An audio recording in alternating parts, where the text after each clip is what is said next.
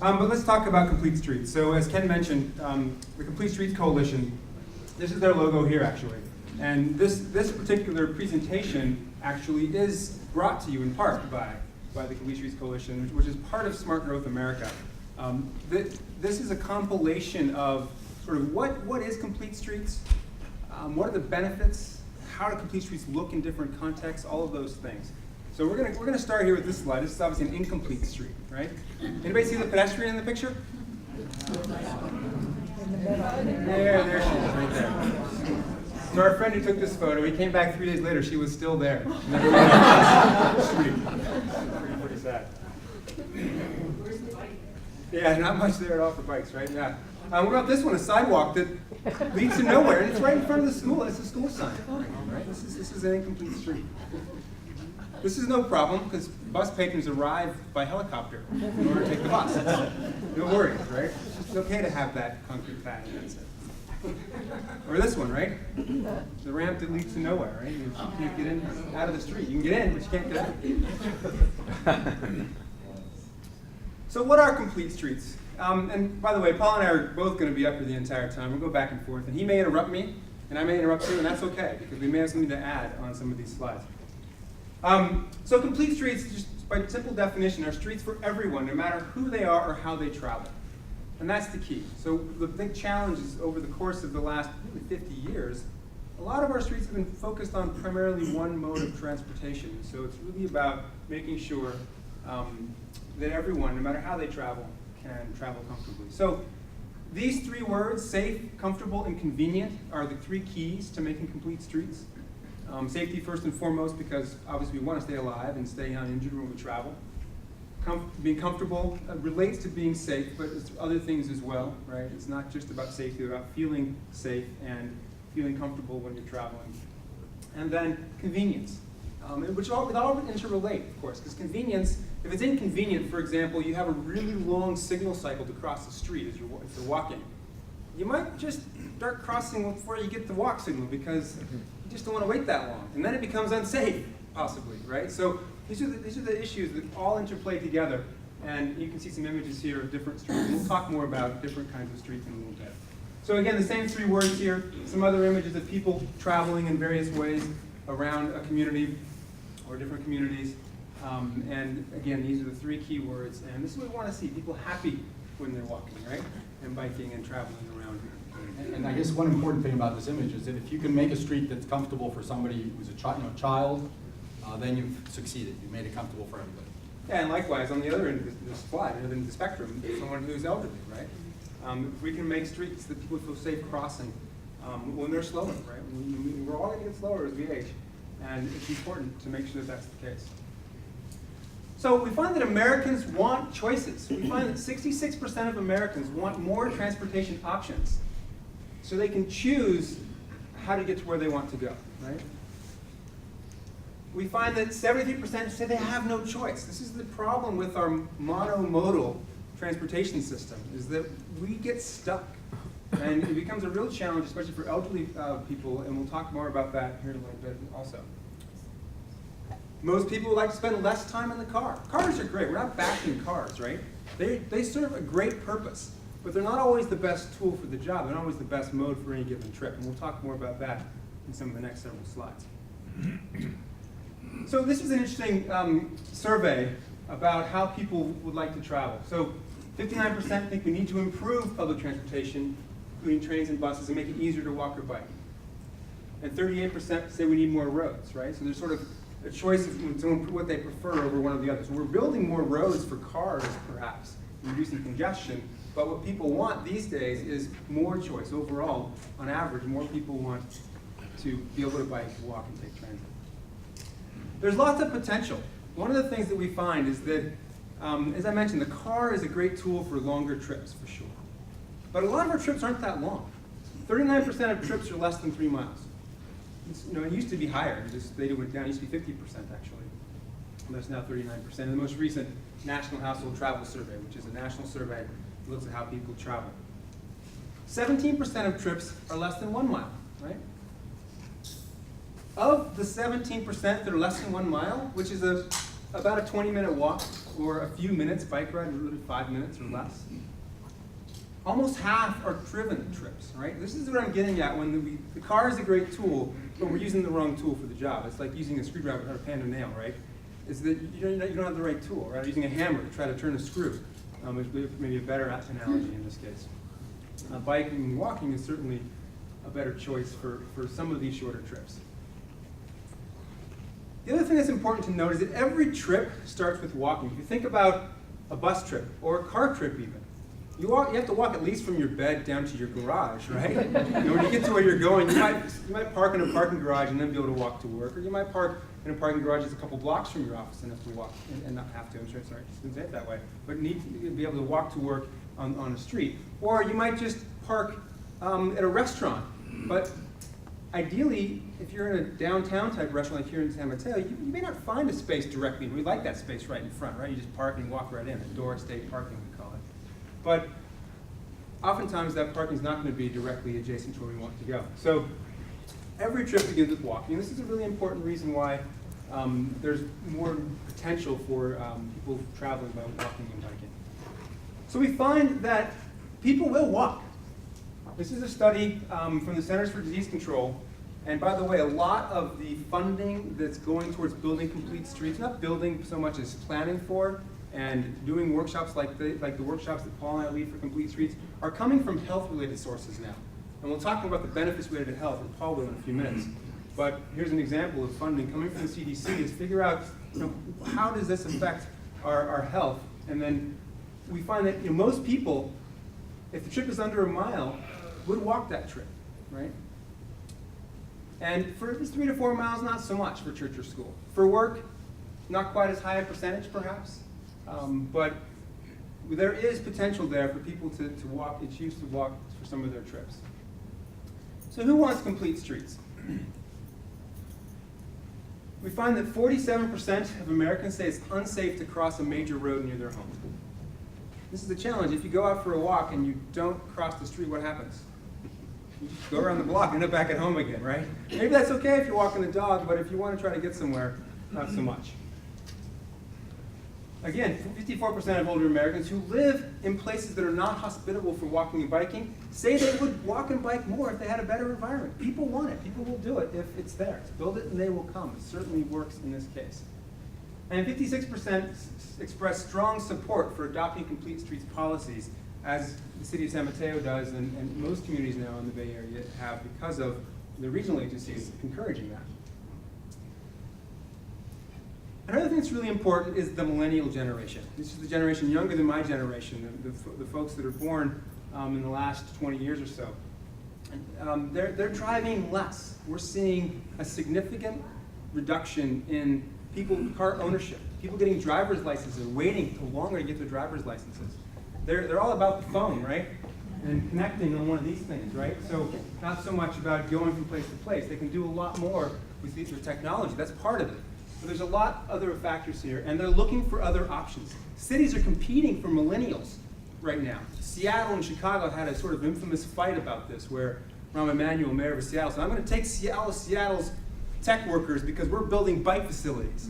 And the mayor of Seattle shouted back, this is all like in newspaper articles or something, or letters to the editor or whatever it was. No, we're keeping our tech millennials because we're building bike facilities too.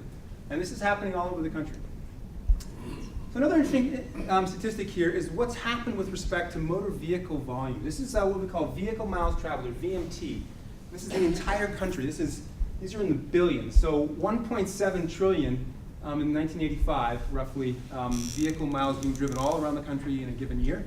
And in about 2004, it topped out at about 3.1 million. And it's leveled off and even dropped. People say, well, it's all the economy. Well, the economy was certainly a factor, but it's not the only factor. This issue of the millennials is a factor. The cost of gas, which is related to the economy but not exactly the same, is a factor. So it's been flat and even declining in some years. And this is another graph that shows the same general trend here for about the same amount of time. And you can see how it's dropped and kind of gone up and down a little bit over the course of some years. And the point with this slide is that we don't know what's going to happen with the future of vehicle miles traveled in this country. And in part, we can choose what we want with respect to how much we're going to drive. So let's say we take, this was the trend for literally since like the 1950s. This was the trend line, going up that steeply. And it could keep going that steeply, possibly. I doubt it, given what we've seen in all the changes. This is the trend if you take the line from 1987 here, straight through like this, and take that up like that. That's the trend. Maybe it's that steep. What if we take the trend since 2004 when things started slowing down, and then in 2007 it started falling, but in 2004 that's the trend, slight increase. Or since 2007 overall it's been dropping. We don't know where it's going. I'd be willing to bet it's somewhere in this range. It's going to keep going up as long as we keep having some population growth, at least for a little while over time. But the bottom line is not growing as fast as it used to be, and it won't continue to grow that fast based on many, many factors that are affecting how people travel. There's a question. Yeah. This is a national VMT. So when we think about incomplete streets, I'm going to give a few more examples and turn it over to Paul here. They're unsafe, and we find in statistically, especially people of color and people in low-income communities and older adults, we find overall have more challenges with respect to having incomplete streets in the areas where they live. Lots of places are inadequate like this, where there's no sidewalk.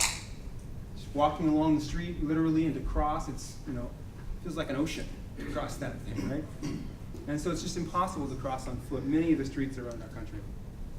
Streets are unsafe for bicyclists. We're being kind of caught and trapped in these busy streets for bicycling, as shown here.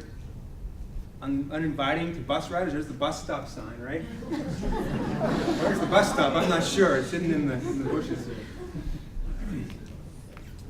You saw this earlier with the wheelchair ramp not being non-existent, inaccessible for wheelchair users. And this really affects not just wheelchair users, but other people with disabilities, people pushing strollers, lots of factors like that. People are affected by these issues. And just no room for people. Look at these folks. They're trying to get to or from the bus stop, which is somewhere down here. There's the bus, actually, right there.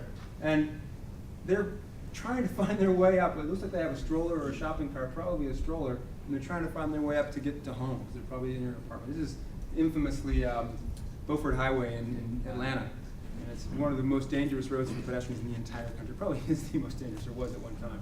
They're working on fixing it, but it's hard. It's very challenging to fix these big, wide roads. So I'm going to turn it over to Paul here, and we're going to talk a little bit about the solutions for complete streets. And it's really having complete streets policies and implementing complete streets policies. And so that's really what the Sustainable Streets Plan that we're doing for the city of San Mateo is all about, is implementing complete streets and getting design guidelines in place, for example, and doing some pilot projects, and those kinds of things are the ideas that will be coming out of this project. And that's really the solution. What we're looking at is making sure that the entire right-of-way, because the right-of-way doesn't just go from the curb to the other curb, it goes from the private property on one side to the other private property. So it includes sidewalks, trails, and so on, to make sure that it's all planned, designed, constructed, operated, and maintained to provide safe access for all users. Again, the point that Michael made earlier. And we know that complete streets benefit all users, and you just in this image see people on bike, walking, different ages, young, old, and so on, who need to get around in their communities. One thing that I think we used to have in these slides, and I don't think Michael had it up in this group, was the percentage of people in this country that don't drive. Anybody want to guess what percentage of total population in the US does not drive? Any guesses? 15%. 15? 40, okay. Including children? Including children, everybody. About a third. It's about 33% of the population in the US does not drive. So it's not a small minority. We're not talking about just 5% or 10%. Most people usually guess it's much less than that.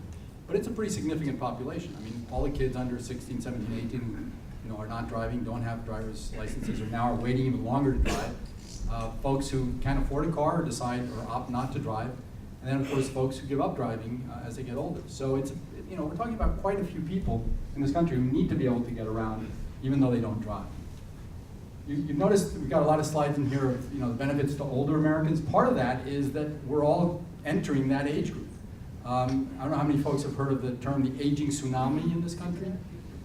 Somebody is turning 65 every 7 seconds in the US. I mean, it's pretty remarkable. So we're going to see, 1 in 5 Americans is going to be 65 or older in just another 15, 17 years. So this is a significant issue. ARP, you may have noticed, has done some surveys on this.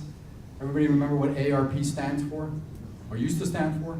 American Association of Retired Persons. Right, and they now just call themselves ARP. They don't use the retired persons anymore. But they're concerned with, again, what's happening. It's true, they don't. Because no one can get retired anymore. Right, that's partly it. That's it. None of us is retiring, so we're just getting older. And again, half of all non-drivers over the age of 65, obviously would like to get out more often and don't feel comfortable doing that. Obviously for children, a lot of benefits there too. We're seeing this significant obesity epidemic in our country now. And it's particularly of concern with our young population. 17% of children now in the US are categorized as obese. We've seen a quintupling of that percentage of overweight and obese children in the last 20 to 30 years. So it's, again, the reason Centers for Disease Control and the health community is putting significant support behind Complete Streets. And we know that when you have limited physical activity, that's going to contribute to obesity. People are not being as active as they used to be. So having spaces for walking, bicycling, really can help kids maintain their activity levels of 1 hour a day, which is what the doctors recommend, and also develop their independent skills. Folks with disabilities, we saw the images before. At some point in our lives, we all will suffer some disability. You break a leg. As you age, you may not be able to get around as easily. Complete Streets provides the detail. We talk about universal design that works for everybody. If we design a street or sidewalk that works for everybody, then it's going to work for all ages and all abilities. And one of the things, let me skip over that. So one of the things to consider is that it's a lot more expensive to build, to run a paratransit system than to actually build facilities that work for everybody. Some states and cities have estimated the cost of providing, paratransit service can be, upwards of $20,000, $30,000 per person that uses it in a year. Whereas if you put in place a street that works for everybody all the time, those folks can live independently and not depend on paratransit. Obviously, transit depends on people being able to get to and from transit, to and from the bus. So having good transit stops, having places where people can cross to and from the transit is all part of Complete Streets. Having predictable transit trips. Now transit agencies, there's some technology they can use to try to make trips more predictable, but sometimes it's just a matter of designing a street that can accommodate transit more. And we're seeing more and more cities do that with, for example, bus rapid transit, where they have a dedicated lane for the buses to move. In terms of safety, I think we've all seen statistics over the years of how many people we lose every year in this country due to traffic fatalities. It used to be over 40,000. We've actually now gotten it down to below 33,000. Of those, a lot were in cars, but a significant number still were walking and on bicycles. If you add these two numbers together, that's 15% of the fatalities were people walking or on bicycle, which is a significant percentage, considering that we don't see 15% of trips being made by those modes. And Complete Streets, and both Michael and I teach a course for the Federal Highway Administration on designing for pedestrian safety, and we go through some of these treatments that are part of Complete Streets that reduce all types of crashes. So with the Complete Street, pedestrian and sidewalks, you can reduce crashes almost by 90%. We see it in all the studies, a significant reduction. Hybrid beacon, which is, again, a beacon that's out there that alerts motorists that pedestrians are crossing, significant reduction. Medians bring crashes down significantly, about 40%.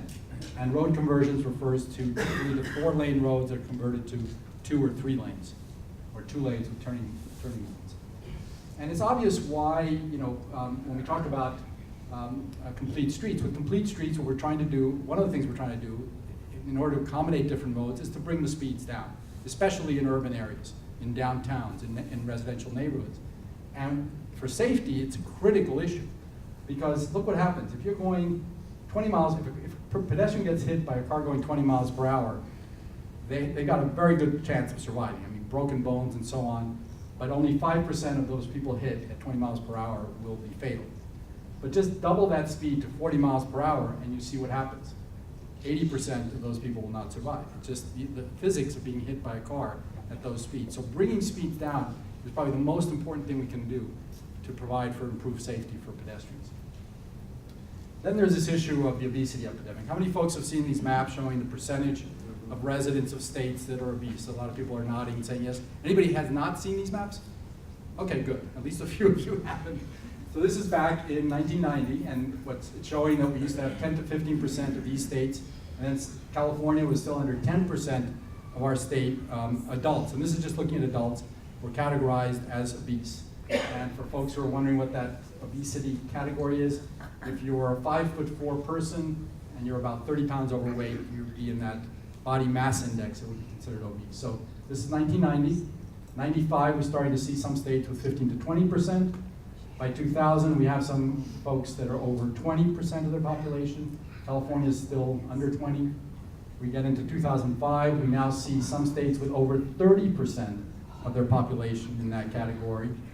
And by 2010, we see a bunch of states that are over 30%. And by the way, California, we shouldn't think, oh, we're doing really well because we're in the 20 to 24, because there are parts of California where we have this color. We have over, in the Central Valley, counties like Fresno County, Madera, Stanislaus are probably over 30% overweight, obese rather. So it's a serious, serious problem, and particularly also for the next generation, for our children. So one of the things we can look at, and these are just giving us some trends, is if you look at countries where people walk and bike more, so here's some of those countries that walk or bike more out here. You can't read these too well, but that's Denmark, Switzerland, the Netherlands, Austria, and so on. The trend is that they have a lower obesity rate. People are just more physically active. They're not gaining the weight as rapidly as we are in this country.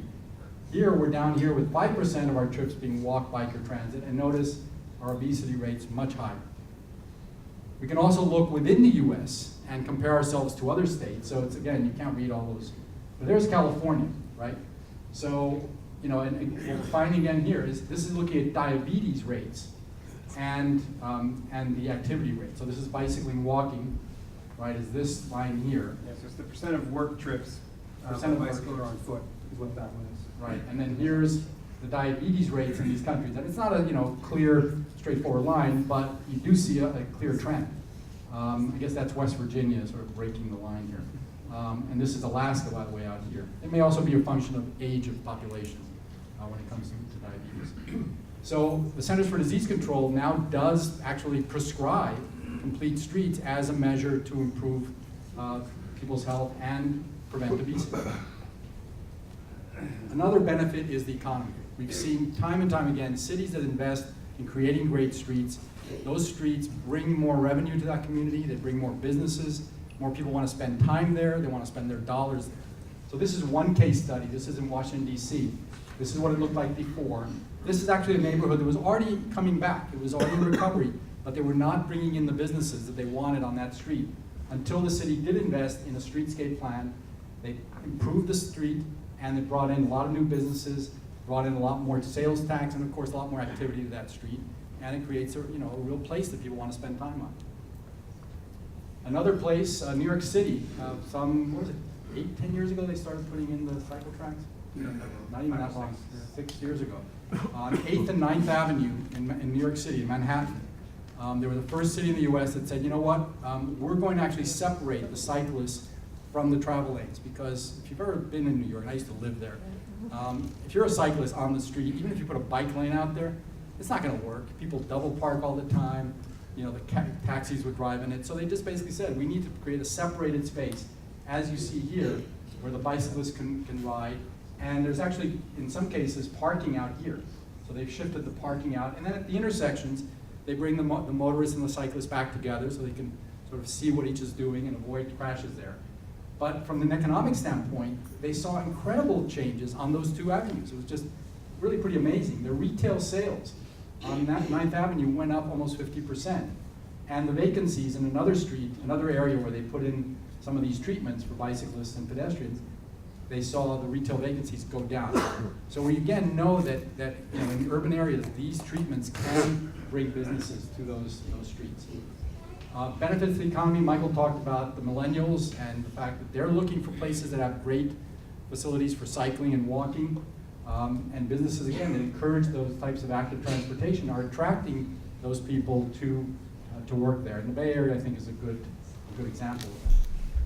We also know that it can reduce costs by building complete streets. I actually worked in Lee County, Florida last year. We did a project there. And prior to that, they had re-examined several roads that they were going to widen. And they realized, in part because of the VMT trends, in part because we used to think we had to build bigger roads, that they didn't need to widen those roads. And they saved, that difference in their plan saved them almost $60 million. And we're seeing more and more cities now go back and recognize that they have some roads that are overly wide, that they can actually recapture some of that space, or they don't need to widen out those roads. Obviously, if we plan and build a complete street at the outset, especially in new neighborhoods, or if we're redoing a street, that's going to save money over having to do small retrofits. It always costs more if you have to do each piece of the street as a separate project. In terms of capacity, benefits for capacity, I mean, this graphic is there to illustrate, how, one of the challenges with capacity is for many years, we thought if we widened the road, then everything would work fine. But what we found, and what the studies have found, is that when you widen the road, what happens within a few years? It fills up. And in fact, some researchers at Berkeley, some 10 years ago, did some studies and found that within 5 years, the added lane that you built on that freeway was going to be again congested. People would, you build it wider, people will come. There's also, I think it was a futurist who a few years ago said that widening a road to solve congestion is like loosening your belt to solve your overweight problem. It doesn't really solve the problem. So this graphic is showing us that we actually can make much more efficient use of our streets if we can change modes a bit more. If we can get more people, here's folks on bicycles and a bus. It's the same number of people that are taking up all that space, and they're a single occupant vehicle, sort of compressed into that area, or everybody was on a bicycle and walking, again, you can make better use of those streets. We know, of course, that with complete streets you're providing a lot more choices, and we know from surveys that have been done that residents are more likely to walk when they have sidewalks in their neighborhood. Neighborhoods that don't have sidewalks, people feel are challenging places to walk. And we also know that cities that have built more bike lanes get more people to walk. Portland, Oregon is sort of a case study of that. They've seen a quintupling in the number of people bicycling in that city in 20 years. And it's been the result of adding more capacity. And the interesting thing is, even after they stopped adding capacity for cyclists and building, some lanes over the bridges and so on. It still continues to go up. So it's one of those things. If you build it, people will come. They will use it. Marin, another example. They got a $25 million grant some 10 years ago, and they started investing heavily in bicycle facilities. They saw a significant percentage, 366% increase in bicyclists on weekdays, and over 500% increase in bicyclists on weekends. Why? Because now they had a place to ride. And these were streets that were probably higher speed, where it wasn't comfortable to ride if you didn't have a lane for the bicycles. We also know that by building complete streets, we're going to provide more choices. We're seeing already that transportation is becoming one of the largest, in most cases, the second largest expense that households have to deal with. Housing being one, transportation being two. With low-income residents, it can be the highest. It can be up to 50% of their costs if transportation can be consumed from their income. The other issue to think about is for every car you own, it costs. Anybody estimate how much it costs? AAA does these estimates every year. How much does it cost to maintain a car, to keep a car for a year? Insurance, gas, the amortization of the cost. It's about $8,000 to $9,000. Maybe I've seen $7,000, $8,000, somewhere in that range. Well, if you actually took that money and invested in a mortgage, that's about another $120,000 in the price of housing that you could afford with that income that you're now having to spend on your car. So there's a lot of benefits to providing more choices, people not having to own second cars.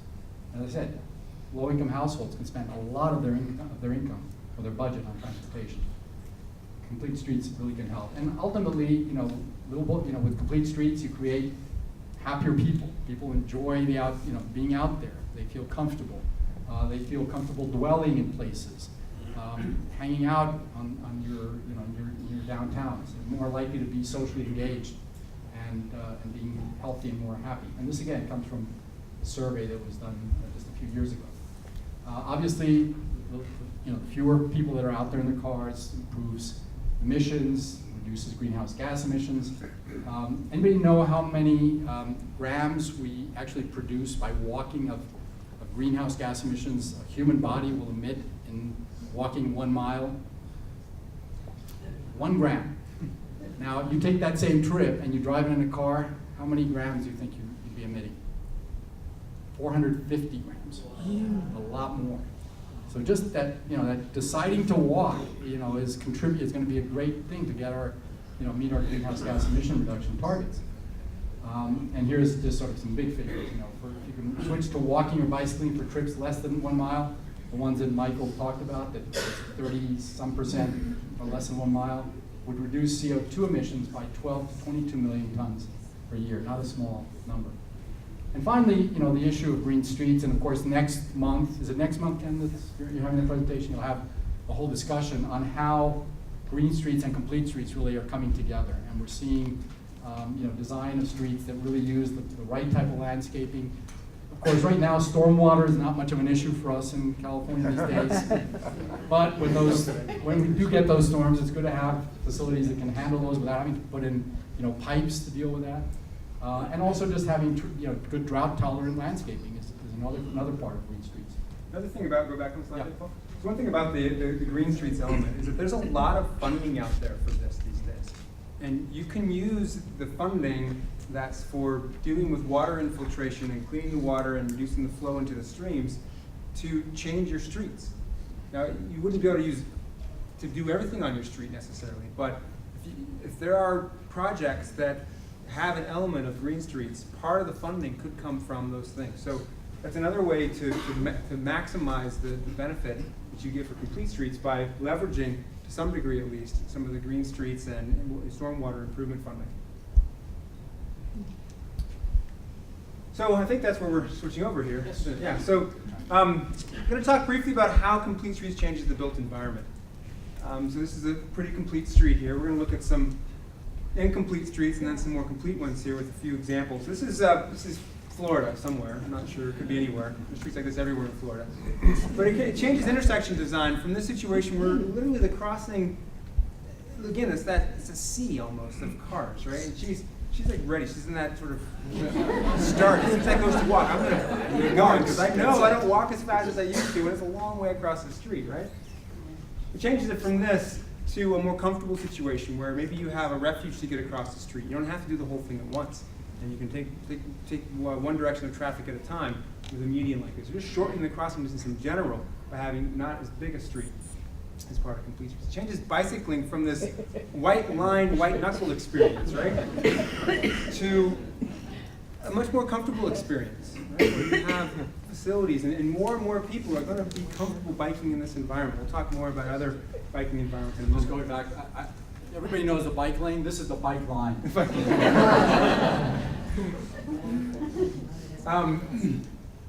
It changes transit from that helicopter pad bus stop that I saw earlier, right? I talked about earlier, to a place where you have sidewalks leading to the bus stop. Imagine that. And a shelter, right? Where you can get on the wait for the bus.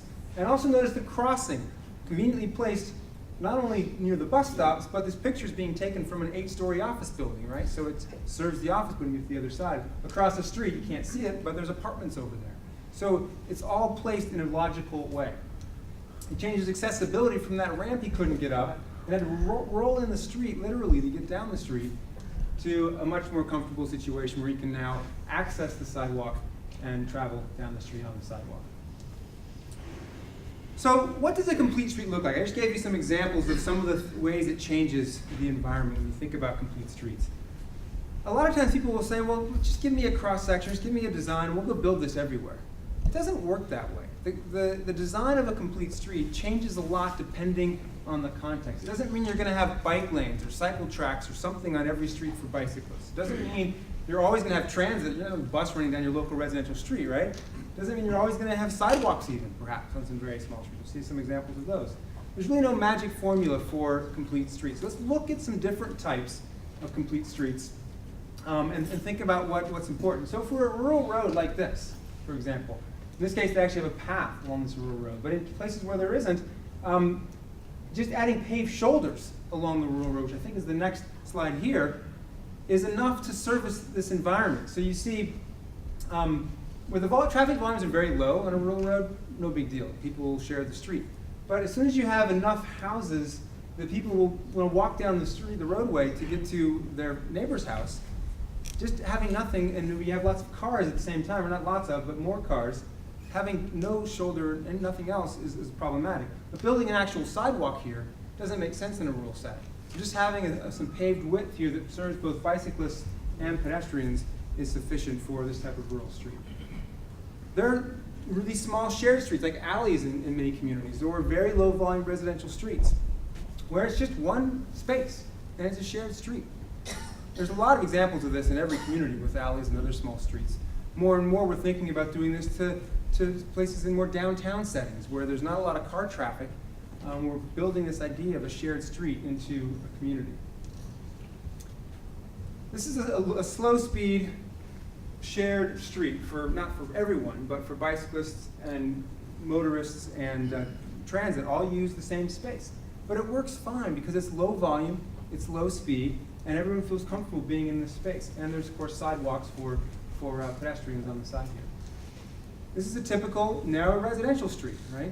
We don't need to have the residential street be 4 car widths wide, or 4 lanes wide, where you have parking here, and 2 lanes in the middle, like you might have on a busy street. It's okay that cars in both directions to share the same space, and then one pulls over when one meets the other to a driveway to allow an oncoming car to pass. Typically very low volume streets. Yeah, low volume residential streets. Not your streets that get you from your house to downtown, but the one that just goes by your house, perhaps, and is just low volume local residential street.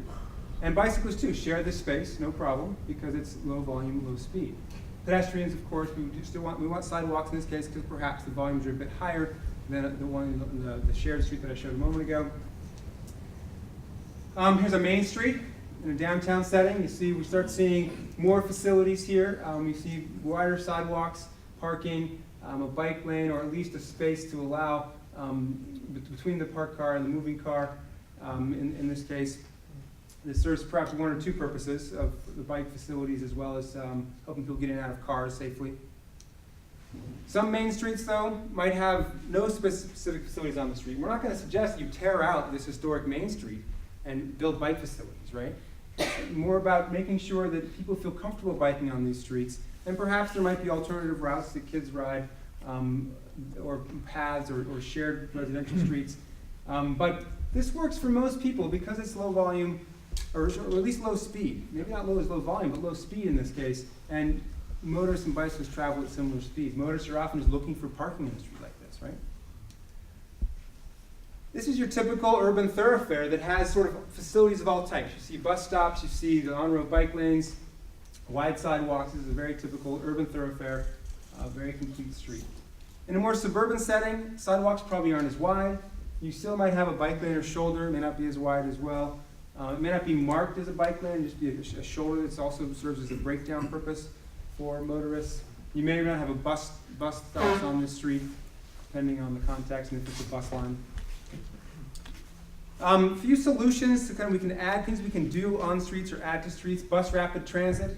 Bus rapid transit is being studied for El Camino Real, possibly in the future, and many other major arterial streets around the Bay Area. This idea of back in or head out angled parking, where instead of pulling in, you back into the space. If you have a very low volume, low speed street, front end angle parking is fine. But as soon as you have on-road bike lanes, for example, or more bicyclists using the street, or higher speeds or volumes of cars, it's actually much safer to back into spaces than to pull into spaces. A bit harder to get into the space, but not hard because you can look in your mirrors, but way easier to get out of the space. Backing out of a normal angle parking space, you can't see a thing if there's a big SUV parked next to you, right? But with this, you can look across the hood of the car next to you and see bicyclists, cars coming as you're trying to get out.